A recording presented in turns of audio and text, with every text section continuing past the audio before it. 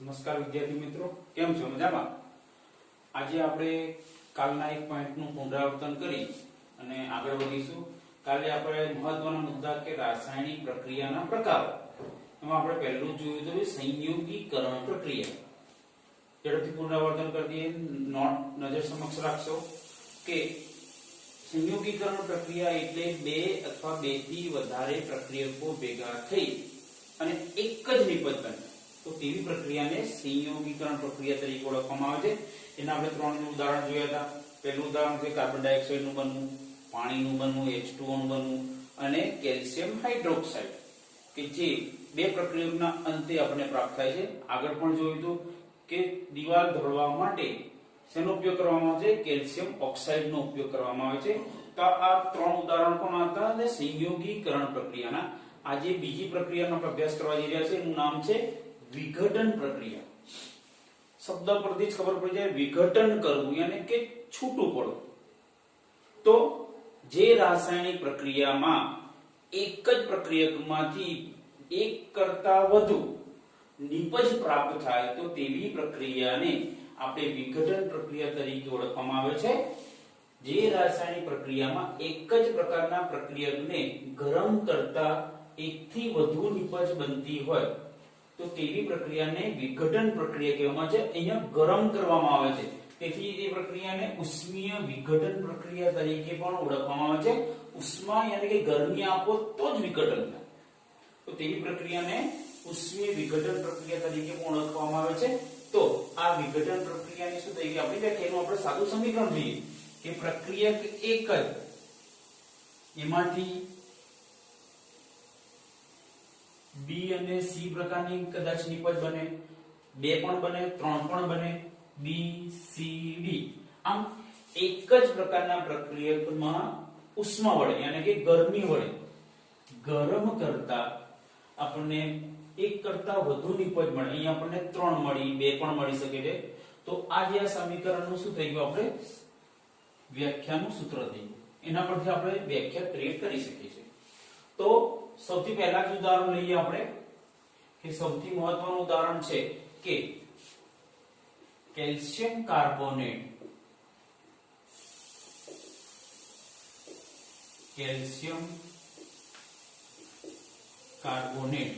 ને ગરમ કરો એટલે શું કહેવાય? જાણે ઉષ્મા આપો, તેથી તેને આને ઉષ્મીય વિઘટન પ્રક્રિયા પણ કહે છે. તો આમાંથી આપણે જોઈએ છે તો બે તત્વો બને છે. પહેલું બને છે કેલ્શિયમ ઓક્સાઇડ અને ઓક્સિજન વાયુ આપણને પ્રાપ્ત થાય છે. આનું નામ થઈ જશે કેલ્શિયમ ઓક્સાઇડ. O2 એટલે ઓક્સિજન પ્રાપ્ત થાય છે. તો વિઘટન પ્રક્રિયાનું પહેલું ઉદાહરણ. અને આપણે સમજાવવું હોય તો કેલ્શિયમ કાર્બોનેટને ગરમ કરતા ઉષ્મીય વિઘટનની પ્રક્રિયા થઈ કેલ્શિયમ ઓક્સાઇડ અને ઓક્સિજન પ્રાપ્ત થાય છે. તો 3 માર્કનું પૂછે તો વ્યાખ્યા, સમીકરણ અને સમજાવી તો પણ ચાલે. કદાચ બીજું ઉદાહરણ પણ આપણે લઈ શકીએ છીએ. આપણે સમીકરણ કોઈ પણ લખો, એને અંતે આપણે ચેક કરી લેવાનું કે બેલેન્સ થાય છે કે નહીં. કેલ્શિયમ 1 છે, કેલ્શિયમ 1 છે, આ બાજુ ઓક્સિજનના ટોટલ 3 પરમાણુ છે, આ બાજુ 2 ને 1 3 છે. આમ કોઈ સમીકરણને આપણે કશો વડે ગુણવા પડતા નથી. સંપૂર્ણ સમીકરણ કેવું છે કે સંતુલિત સ્વરૂપમાં છે. બીજું ઉદાહરણ લઈએ આપણે FeSO4 યાની કે ફેરસ સલ્ફેટ.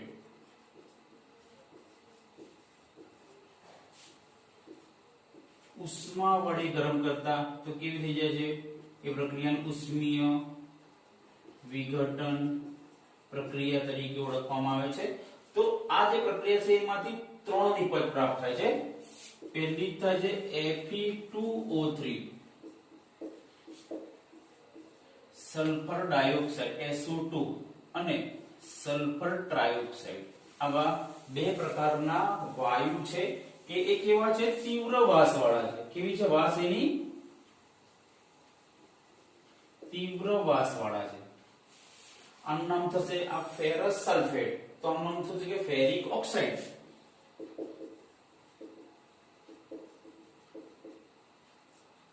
આ પણ કેવી છે ઉષ્મીય વિઘટન પ્રક્રિયા છે. અને આ બંને જે વાયુ છે આનું નામ છે સલ્ફર ડાયોક્સાઇડ અને SO3 એટલે સલ્ફર ટ્રાયોક્સાઇડ. તો આ બે પ્રકારના વાસ કેવા છે? તીવ્ર વાસ વાળા છે. કે પ્રક્રિયા અંદર થતી હોય તો કેવું છે આપણે હાથ રાખવું પડે. આ જે ફેરસ સલ્ફેટનો જે પ્રક્રિયા પહેલા એનો રંગ લીલાશ પડતો હોય અથવા બીજી ભાષામાં કહીએ તો આછો લીલો હોય, એમાંથી આપણને જે પ્રક્રિયા પ્રાપ્ત થાય છે કે ફેરિક ઓક્સાઇડ, તેનો રંગ કેવો થઈ જાય છે? કથ્થઈ રંગનો થઈ જાય. તો આપણ આપણી ચોપડીની અંદર પ્રવૃત્તિ 1.2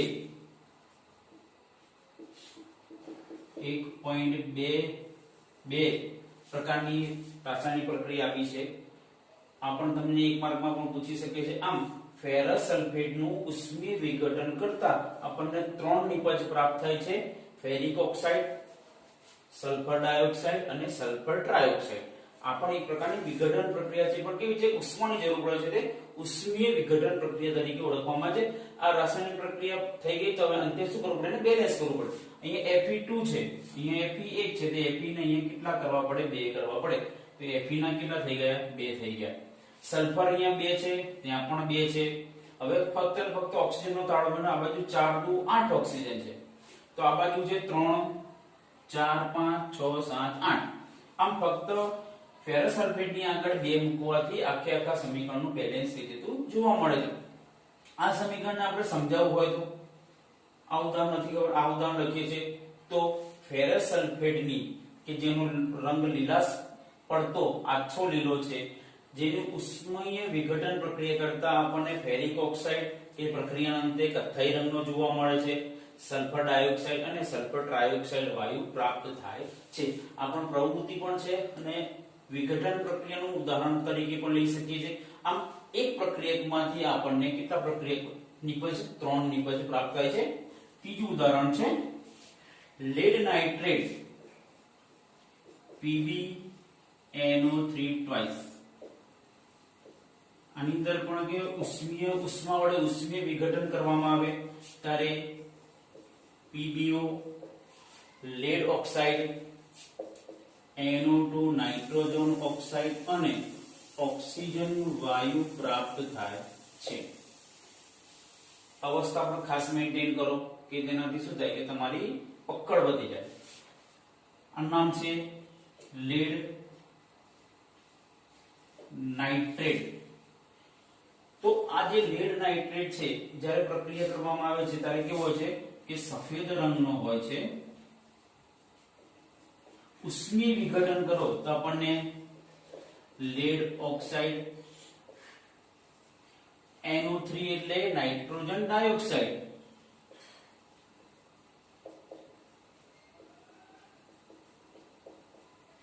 અને O2 એટલે ઓક્સિજન પ્રાપ્ત થાય. આ પણ એક પ્રકારની પ્રક્રિયા છે, પ્રવૃત્તિ છે કે NO2 જે વાયુ નીકળે છે એ કેવા રંગનો પ્રાપ્ત થાય છે? આપણને કથ્થઈ રંગનો પ્રાપ્ત થાય છે. એટલે આખી કસનળીની અંદર લેડ નાઇટ્રેટ લેવામાં આવે અને એને ગરમ કરવામાં આવે તો એમાંથી જે વાયુ નીકળતો હોય છે, જે નાઇટ્રોજન ડાયોક્સાઇડ, એ કથ્થઈ રંગનો આપણે નરી આંખે આપણે જોઈ શકીએ છીએ. આપણને સમીકરણ થઈ ગયું એક પ્રક્રિયકમાંથી 3 નિપજો પ્રાપ્ત થઈ. આને સમીકરણને પણ બેલેન્સ કરવું પડે.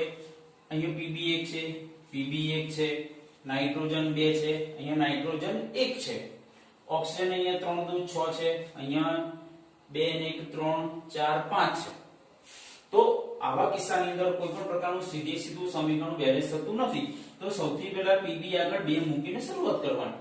Pb આગળ 2 મૂકેલા સૌથી પહેલા Pb2 થઈ ગયું, Pb નું થઈ ગયું. ઓક્સિજન આ બાજુ કેટલા, નાઇટ્રોજન આ બાજુ કેટલા છે? 1 2. અહીંયા કરવા માટે આપણે કેટલા કરવા પડે? 2 નાઇટ્રોજન કરવા પડે. તો નાઇટ્રોજન કેટલા થઈ ગયા? સોરી, અહીંયા નાઇટ્રોજન ટોટલ 2 અને 2 4 છે. તો અહીં નાઇટ્રોજનનું બેલેન્સ કરવા માટે આપણે 4 મૂકવા પડે. નાઇટ્રોજન કૌંસની બહાર 2 છે અને સહગુણક સ્વરૂપે છે પાછા, એટલે નાઇટ્રોજન ટોટલ 4 ગણા. એવી રીતના ઓક્સિજન 3 દુ 6, 6 દુ 12. પ્રક્રિયકમાં ટોટલ ઓક્સિજનના 12 પરમાણુ છે. આ બાજુ 12 થવા જોઈએ. 2 4 દુ 8, 8 ને 2 10 ને 2 12. આમ પહેલી નજરે કોઈ પણ સીધે સીધું બેલેન્સ થતું નથી, એટલે આપણે પીબી આગળ 2 મૂકી અને બેલેન્સ થી શરૂઆત કરી તો બધા જ પ્રક્રિયક અને નિવેદનું શું જે છે કે બેલેન્સ થઈ જતું આપણને જોવા મળે છે. આમ આ સમીકરણને પણ આપણે સમજાવવું હોય તો લેડ નાઇટ્રેટની ઉષ્માની હાજરીમાં ઉષ્મીય વિઘટન પ્રક્રિયા કરતા આપણને લેડ ઓક્સાઇડ, કથ્થાઈ રંગનો નાઇટ્રોજન ડાયોક્સાઇડ વાયુ અને ઓક્સિજન વાયુ મુક્ત થાય છે. આમ કોઈ પણ ત્રણમાંથી એક સમીકરણ લખવાનું, અથવા આપણને 3 માર્ક તરીકે નથી પૂછતા તો ફક્ત આમ લખેલું હોય કે ઉષ્મીય વિઘટન તો આપણે 2 નિપજ બનાવવી પડે. ફેરસ સલ્ફેટ એરો મારીને લખીએ ઉષ્મીય વિઘટન, તેમાંથી 3 નિપજ બનાવવી પડે.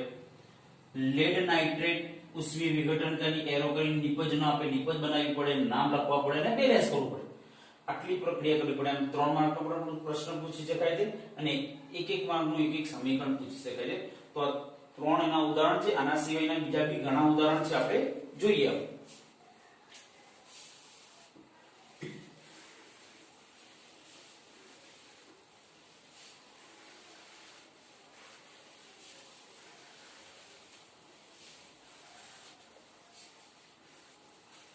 પરીક્ષામાં એમ પૂછાય કે વિઘટન પ્રક્રિયા વિશે ટૂંક નોંધ લખો.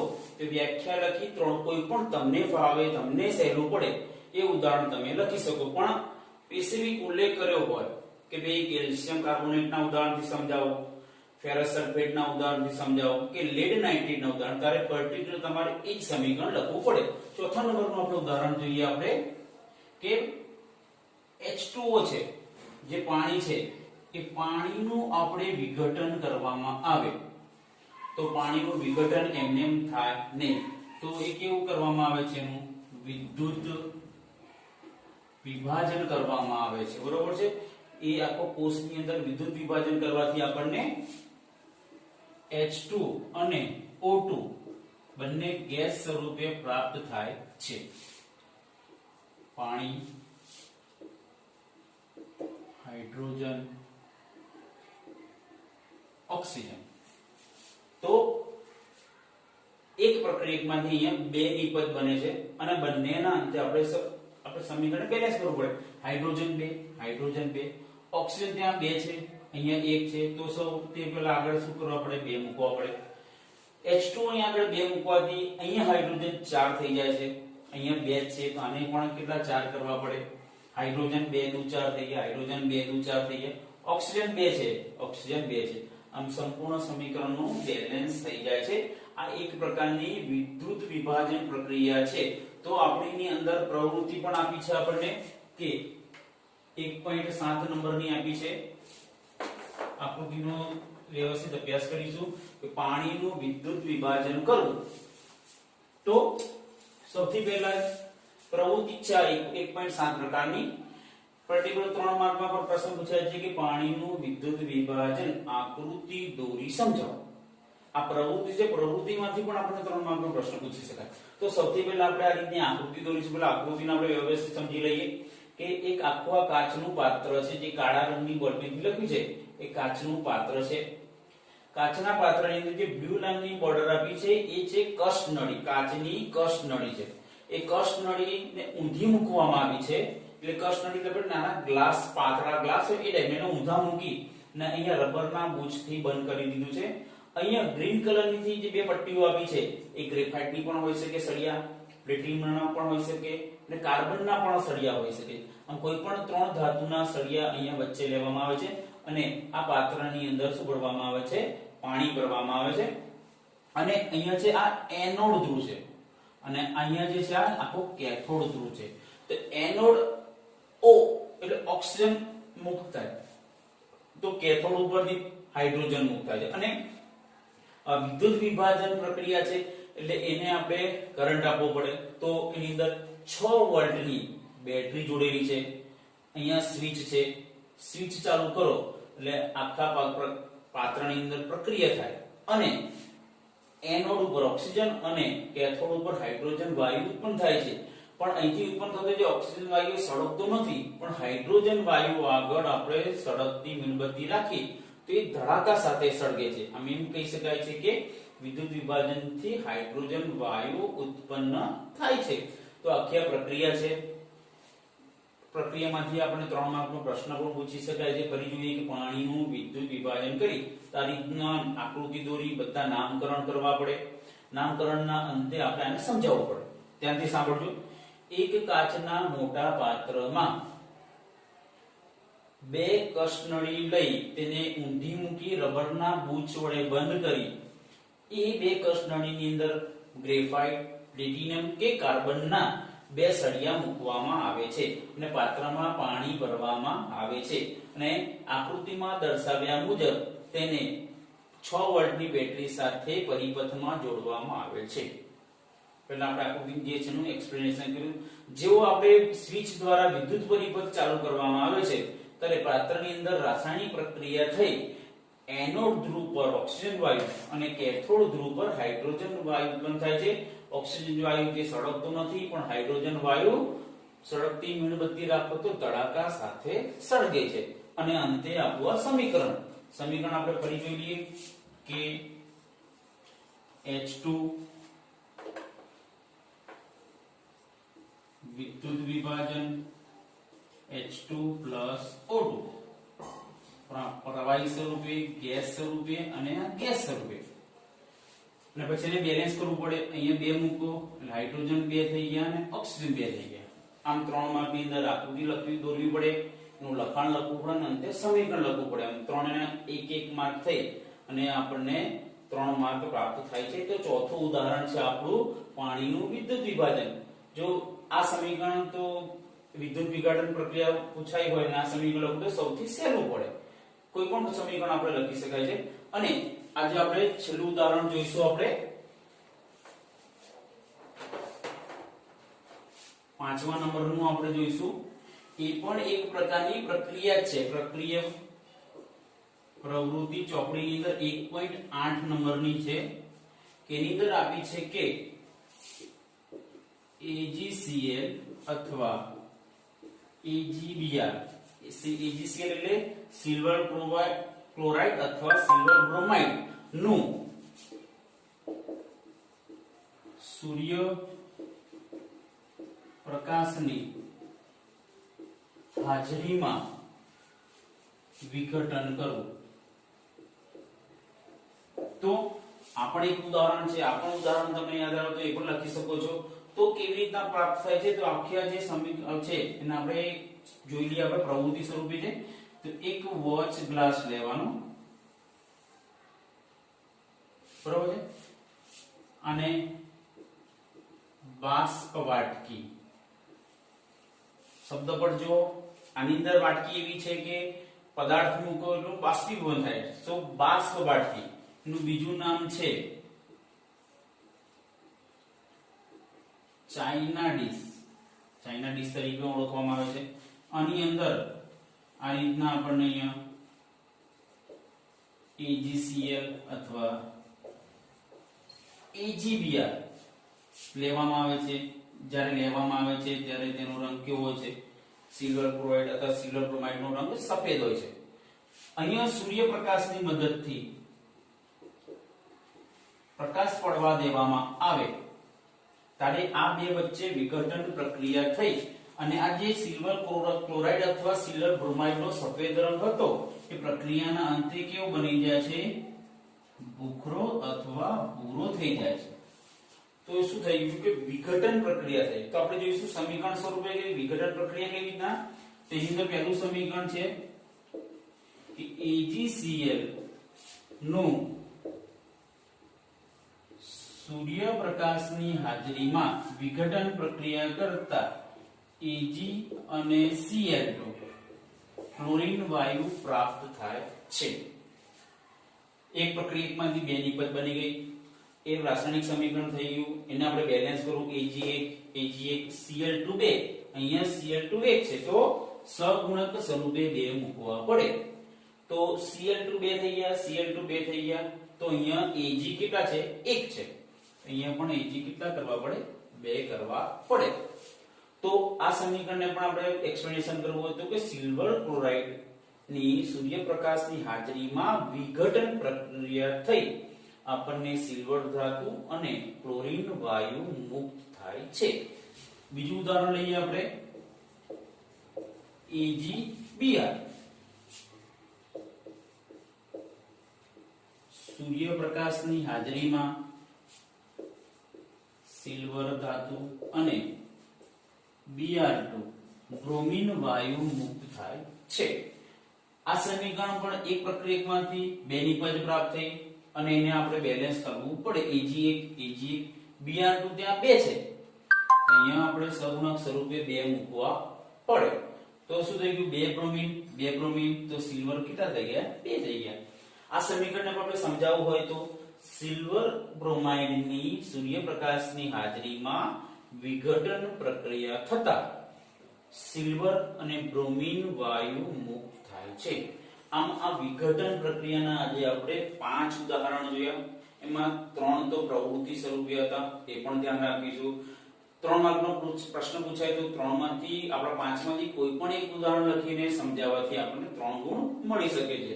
તો આ પણ પરીક્ષાની દ્રષ્ટિએ ખૂબ મહત્વનો પ્રશ્ન છે. તો આ પ્રશ્ન પણ આજે વિદ્યાર્થી મિત્રો વ્યાખ્યા પણ 5 વાર લખશે, દરેક ઉદાહરણ 5 વાર લખશે, એટલે આખી પ્રક્રિયા કંઠસ્થ થઈ જાય છે. તો વિદ્યાર્થી મિત્રો આજે આટલું જ. કાલે આપણે એક નવો મુદ્દો જોઈશું.